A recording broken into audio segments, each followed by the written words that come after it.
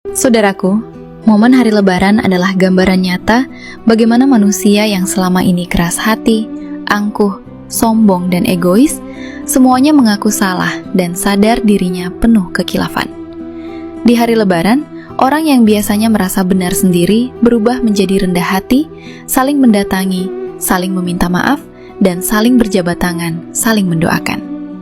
Al-Imam Ibnul Jauzi rahimahullah berkata, "Rubba musamihin bi'alsinatihim wa qulubuhum mamlu'ah bil hiqd."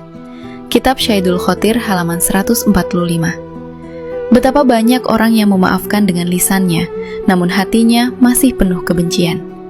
Ini tamparan keras, karena yang Allah lihat bukan ucapan mohon maaf lahir batin, tapi apakah benar hati itu sudah bersih dari dendam.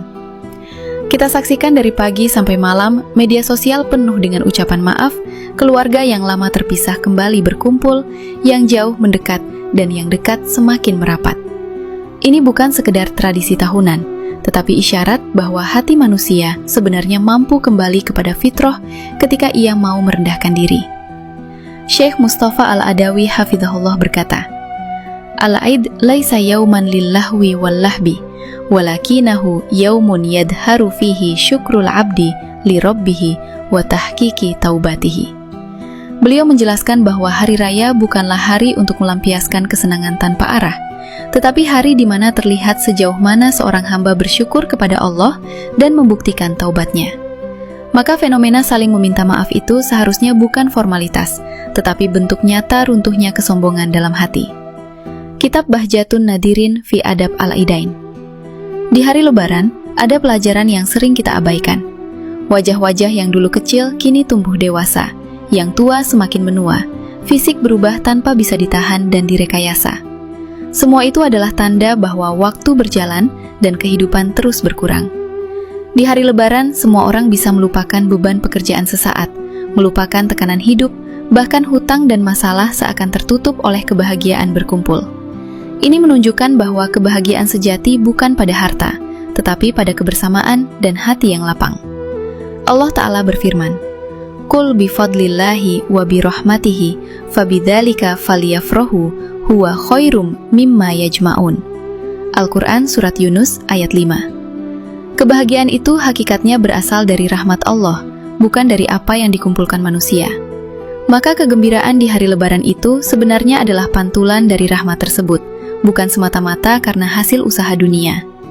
Rasulullah Shallallahu Alaihi Wasallam bersabda, "Ihfadillah yahfadka," yang bermakna, jagalah Allah, maka Allah akan menjagamu.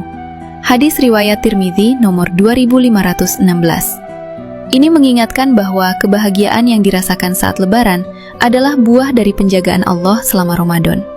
Namun pertanyaannya, apakah setelah itu kita masih menjaga hubungan dengan Allah setelah Ramadan berlalu, atau kembali seperti keadaan semula?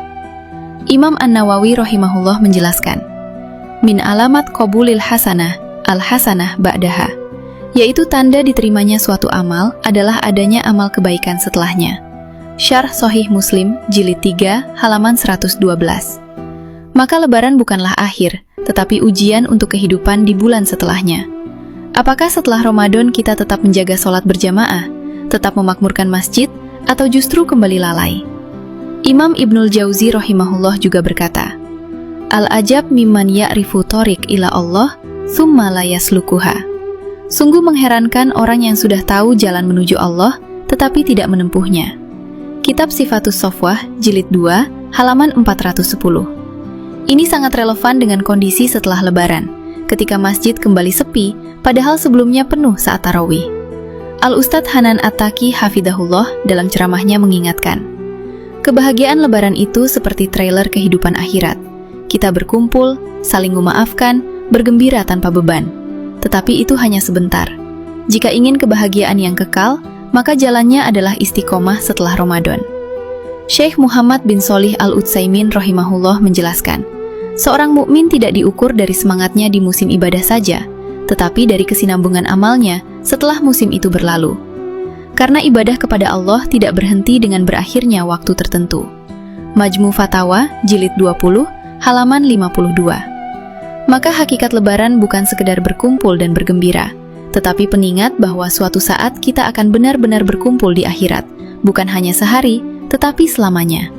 Jika hari ini kita bisa melupakan masalah demi kebersamaan, maka seharusnya kita juga mampu menjaga hubungan dengan Allah setelah Ramadan berlalu. Masjid tetap terbuka, kesempatan beribadah tidak pernah ditutup, dan saudara-saudara kita yang membutuhkan masih menunggu kepedulian, bukan hanya di bulan Ramadan, tetapi sepanjang waktu.